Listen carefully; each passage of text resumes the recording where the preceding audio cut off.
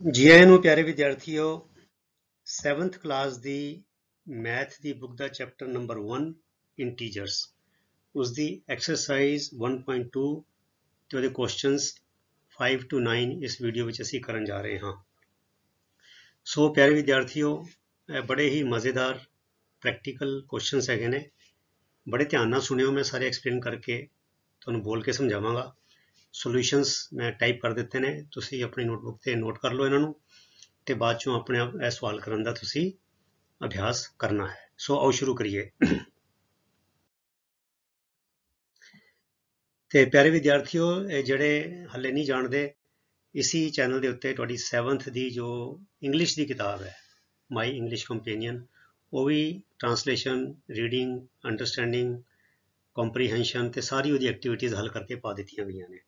ਸੋ exercise ਕਰਨ ਤੋਂ ਪਹਿਲੇ ਬੱਚਿਓ ਇਹ ਗੱਲਾਂ ਯਾਦ ਰੱਖਣੀਆਂ, ਰਿਮੈਂਬਰ ਯਾਦ ਰੱਖੋ, ਇਹ ਗੱਲਾਂ ਨੂੰ ਨੋਟ ਕਰ ਲਓ ਤੇ ਰੱਟਾ ਲਾ ਲਓ ਚੰਗੀ ਤਰ੍ਹਾਂ।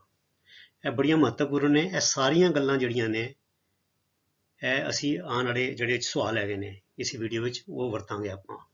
ਹਾਈਟਸ ਅਬਵ ਸੀ ਲੈਵਲ ਆਰ ਪੋਜ਼ਿਟਿਵ। ਜਿਹੜੀ ਪਾਣੀ ਦੇ ਤਲ ਤੋਂ ਉੱਪਰਲੀ ਉਚਾਈ ਹੈ, ਕੋਈ ਬਿਲਡਿੰਗ ਦੀ ਹੋ ਗਈ, ਕੋਈ ਪਹਾੜ ਦੀ ਹੋ ਗਈ, ਕੋਈ ਹਵਾਈ ਜਹਾਜ਼ ਦੀ ਹੋ ਗਈ, ਕੋਈ ਸੈਟੇਲਾਈਟ ਦੀ ਹੋ ਗਈ, ਉਹ ਸਾਰੀਆਂ ਹੁੰਦੀਆਂ ਪੋਜ਼ਿਟਿਵ, ਠੀਕ ਹੈ, ਧਨਾਤਮਕ। ਹਾਈਟਸ ਬਿਲੋ ਸੀ ਲੈਵਲ ਆਰ ਨੈਗੇਟਿਵ।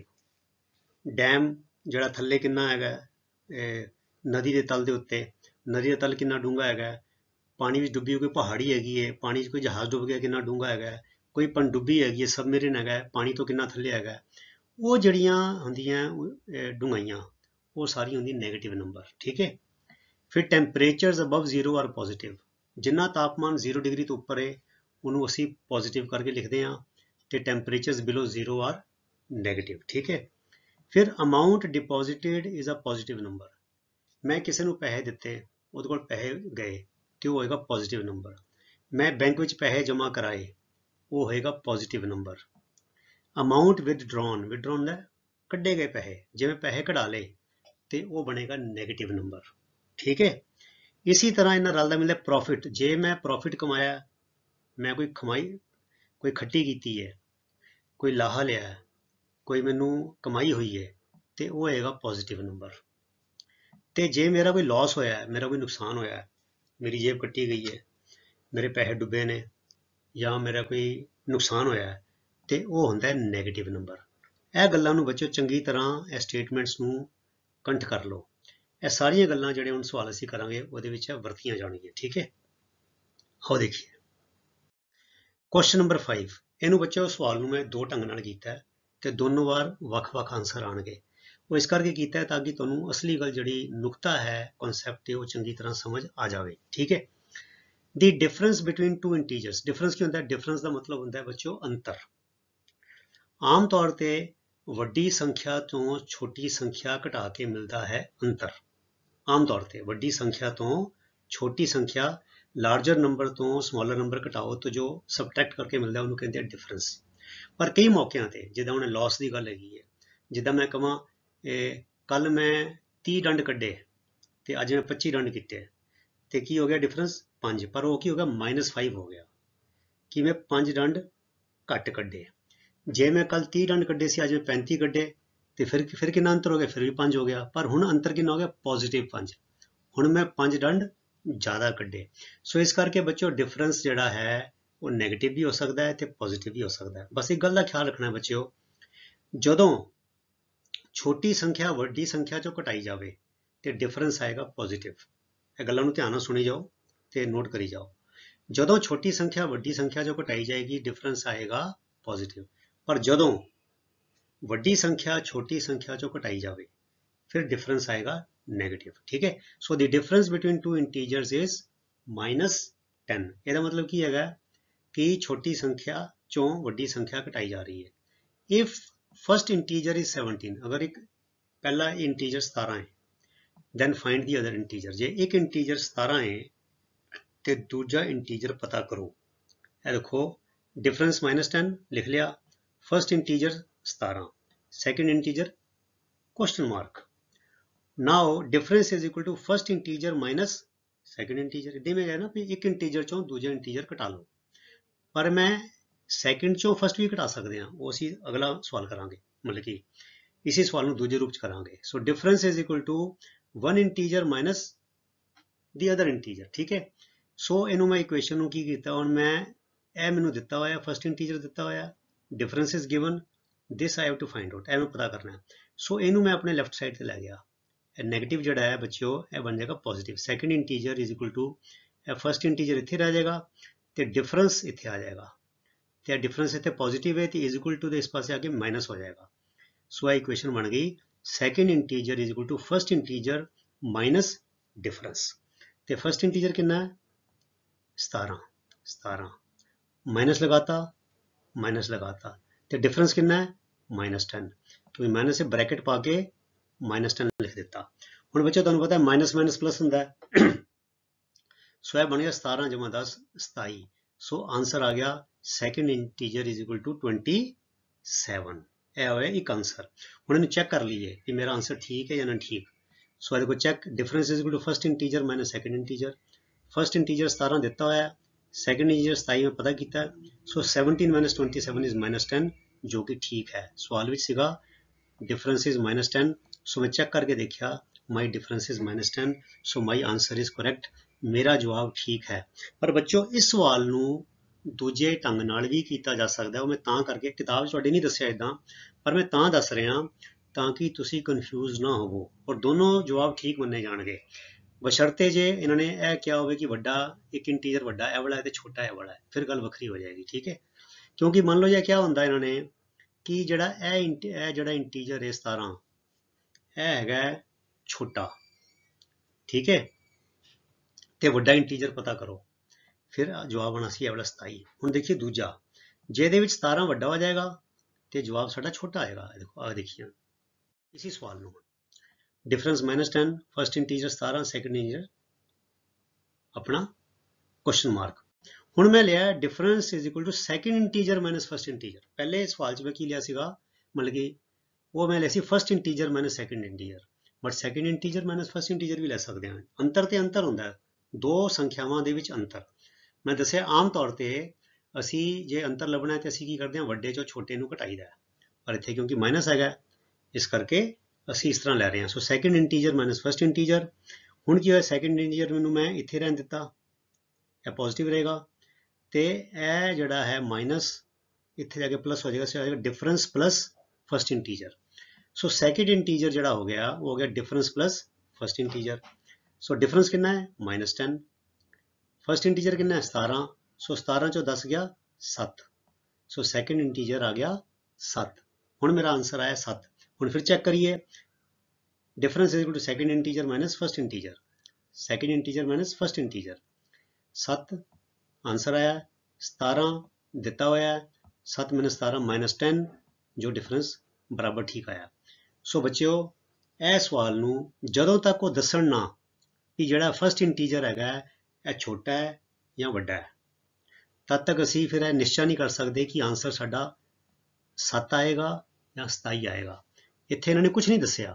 सो हो सकता कुछ बच्चे इस तरह करन उन्हों का आंसर 7 आएगा, कुछ बच्चे उस तरह करन उन्हों का आंसर 27 आएगा, पर दोनों जवाब सही मन्ने जाणगे। ठीक है बच्चों, सो यह मैं तां दस्सिया कि यह तुहानूं जिहड़ी गल है चंगी तरह समझ आ जावे। सो सवाल दा जे असीं चाहुंदे कि आंसर 27 आवे या 7 आवे, फिर सानूं दस्सना पेगा कि smaller integer is this, find the bigger integer, या कहना पेगा bigger integer is 17, find the smaller integer. यह गल करनी पेगी, फिर असी चोण करांगे। ठीक है, सो फिर असी चोण किद्दां करांगे, फिर ध्यान रखना है कि माइनस डिफरेंस तदों आंदा है जदों स्मॉलर इंटीजर चों वड्डा इंटीजर घटाया जाता है। यह बच्चों गल दिमाग चंगी तरह याद रखनी है।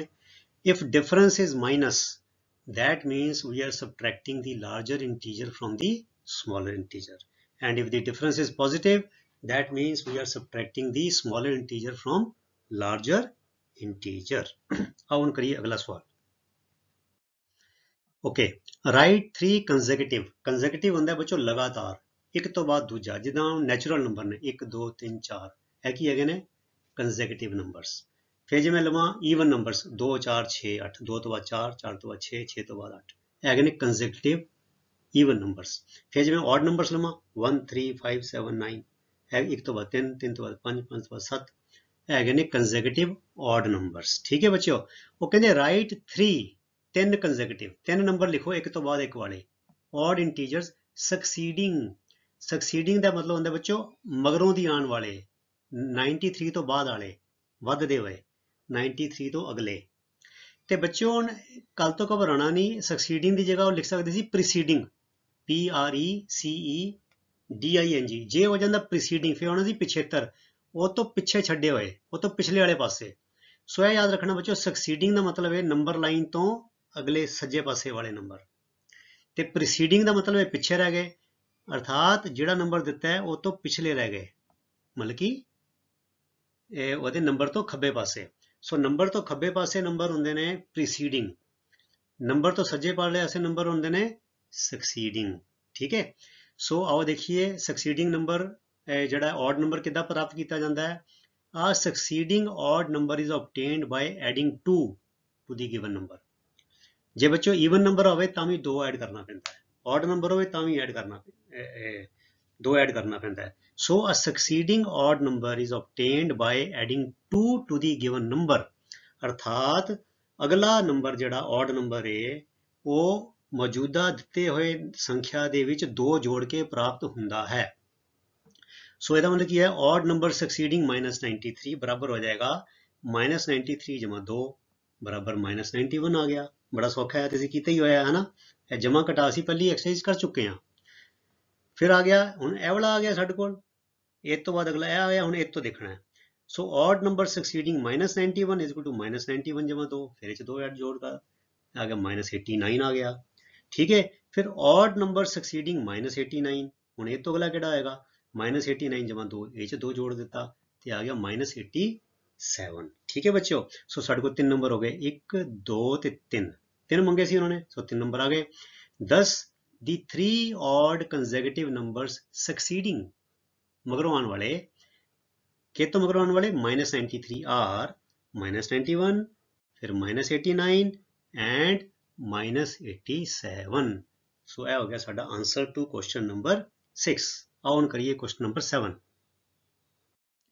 ਓਕੇ, ਕਹਿੰਦੇ ਐਟ ਸਨਰਾਈਜ਼ ਮਾਨੇ ਸੂਰਜ ਚੜ੍ਹਨ ਵੇਲੇ, ਤੇ ਸਨਰਾਈਜ਼ ਦਾ ਉਲਟਾ ਕੀ ਹੋ ਜਾਂਦਾ ਬੱਚੋ, ਮੈਂ ਨਾਲ ਤੁਹਾਡੀ ਅੰਗਰੇਜ਼ੀ ਵੀ ਇੰਪਰੂਵ ਕਰੀ ਜਾਂਦਾ। ਐਟ ਸਨਸੈਟ, ਜੇ ਰਾਈਜ਼ ਦੀ ਜਗ੍ਹਾ ਮੈਂ ਸੈੱਟ ਲਗਾ ਦੇਵਾਂ SET ਸੈੱਟ, ਫਿਰ ਕਵਾਂਗੇ ਸੂਰਜ ਡੁੱਬਣ ਵੇਲੇ, ਤੇ ਐਟ ਸਨਰਾਈਜ਼ ਦਾ ਮਤਲਬ ਹੈ ਸੂਰਜ ਚੜ੍ਹਨ ਵੇਲੇ। ਸੋ ਐਟ ਸਨਰਾਈਜ਼ ਸੂਰਜ ਚੜ੍ਹਨ ਵੇਲੇ ਦੀ ਆਊਟਸਾਈਡ ਟੈਂਪਰੇਚਰ, ਬਾਹਰਲਾ ਤਾਪਮਾਨ ਵਾਜ਼ ਸੀਗਾ 7 ਡਿਗਰੀ ਬਿਲੋ 0, 7 ਡਿਗਰੀ ਸੀਗਾ। ਕਿੰਨਾ 7 ਡਿਗਰੀ? ਸਿਫਰ ਤੋਂ ਥੱਲੇ, 0 ਤੋਂ ਥੱਲੇ। ਇਹਦਾ ਮਤਲਬ ਕੀ ਹੈ ਬੱਚਿਓ, ਮੈਂ ਸਟਾਰਟਿੰਗ ਦੇ ਨੋਟਸ ਵਿੱਚ ਤੁਹਾਨੂੰ ਕੀ ਦੱਸਿਆ ਯਾਦ ਰੱਖੋ, ਟੈਂਪਰੇਚਰਸ ਬਿਲੋ 0 ਆਰ ਨੈਗੇਟਿਵ। ਸੋ 7 ਡਿਗਰੀ ਬਿਲੋ 0 ਦਾ ਮਤਲਬ ਕੀ ਹੋਇਆ -7 ਡਿਗਰੀ। ਠੀਕ ਹੈ, ਫਿਰ ਕਹਿੰਦੇ ਇਨ ਦੀ ਆਫਟਰਨੂਨ, ਦੁਪਹਿਰ ਦੇ ਵੇਲੇ ਸੂਰਜ ਚੜ੍ਹਿਆ, ਸਮਾਂ ਲੰਘਿਆ ਦੁਪਹਿਰ ਦੇ ਵੇਲੇ। ਇਨ ਦੀ ਆਫਟਰਨੂਨ ਦੀ ਟੈਂਪਰੇਚਰ ਰੋਜ਼, ਹੁਣ ਰਾਈਜ਼ ਰੋਜ਼ ਰੀਜ਼ਨ। ਠੀਕ ਹੈ, ਸੋ ਰਾਈਜ਼ ਦਾ ਸੈਕਿੰਡ ਫਾਰਮ ਹੈ ਰੋਜ਼, ਚੜ ਗਿਆ, ਰਾਈਜ਼ ਮੈਨੇ ਉੱਪਰ ਉੱਠਣਾ। ਸੋ ਚੜਿਆ, ਕਿੰਨਾ ਚੜਿਆ ਬਾਈ 13 ਡਿਗਰੀ, 13 ਡਿਗਰੀ ਟੈਂਪਰੇਚਰ ਦੁਪਹਿਰ ਤੱਕ ਉੱਪਰ ਨੂੰ ਚਲਾ ਗਿਆ। ਤੇ ਫਿਰ ਕੀ ਕਹਿੰਦੇ ਐਂਡ ਦੈਨ ਫੈਲ, ਫਿਰ ਥੱਲੇ ਡਿੱਗ ਗਿਆ।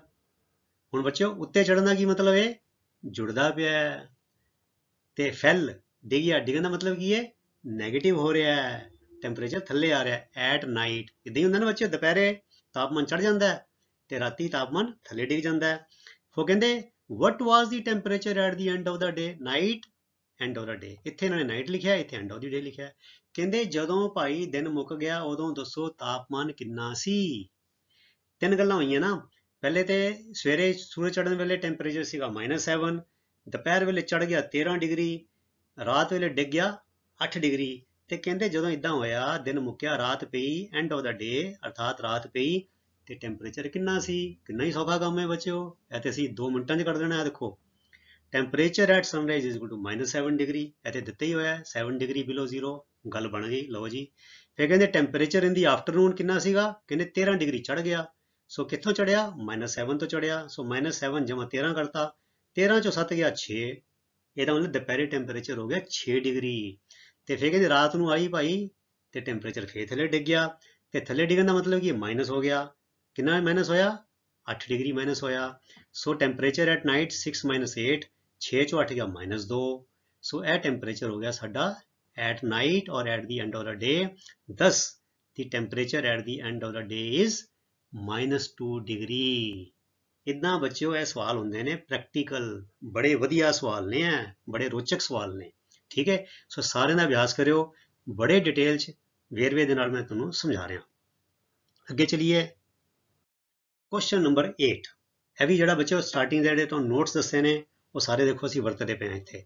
Manjeet Singh has a bank balance of ₹-430। लो जी बंदा घाटे जा रहा, कहते मनजीत सिंह का जिहड़ा बैंक बैलेंस है ना, बैंक के खाते च किन्ने पैसे ने -430, मतलब कि बैंक के कोल उन्हें बैंक नूं देने ने, बल्कि उन्हें बैंक तो ओवरड्राफ्ट ज़्यादा पैसे कढ़ा लेने, ਉਹਦੇ अकाउंट 'ਚ कितना पैसा है -430, अर्थात उन्हें बैंक नूं देने ने या उन्हें बैंक को 430 रुपये उधार ले हुए ने, माइनस है at the start of the month. Start of the month मैंने 1 तरीक नूं, अर्थात महीने दे शुरू विच।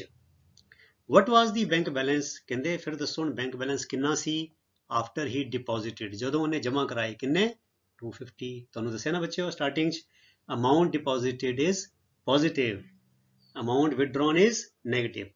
हुण देखिए balance at the start of the month is equal to ₹-430 दिता हुआ है। अमाउंट डिपॉजिटेड 250 रुपये जमा कराते, so balance after amount deposited कितना होएगा -430 विच जमा 250। सो जिहड़े 430 चो 250 का 180 आंदा है तो नैगेटिव साइन मोहरला लगा है, सो ₹-180, मतलब कि उधार घटिया है पर उधार हाले भी कायम है। मनजीत सिंह के अकाउंट च हाले भी -180 रुपये ने। ਇਹਦਾ मतलब की है कि बच्चों जदों वो 180 रुपये होर जमा कराएगा तो फिर होएगा बैलेंस 0, तो जे 180 की जगह 200 रुपये जमा करा दे फिर बैलेंस कितना हो जाएगा, फिर 20 रुपये बैलेंस हो जाएगा, पॉजिटिव हो जाएगा। ठीक है बच्चों, आगे चलिए आखिरी क्वेश्चन इस वीडियो का, एक्सरसाइज का नहीं वीडियो का। So mount Everest the highest elevation, elevation मैंने ऊंचाई, सब तो उच्ची ऊंचाई इन एशिया, एशिया विच माउंट एवरेस्ट तुहानूं पता है बच्चों हिमालय की चोटी हैगी है, कहते इज 29,028 फीट। देखो इकाई, दहाई, सैकड़ा, हज़ार, 10,000, so 29,028, 29,028 feet above the sea level. जो समुद्र का तल है ਉਹਦੇ ਤੋਂ ਜਿਹੜੀ है माउंट एवरेस्ट की चोटी है बच्चों, ਇਹਦੀ ਉਚਾਈ ਹੈਗੀ 29,028 फीट। ठीक है, द डेड सी बच्चों एक समुद्र है डेड सी इज 1312 या 1312 feet below the sea level, वो थले है नीवे थां ते है।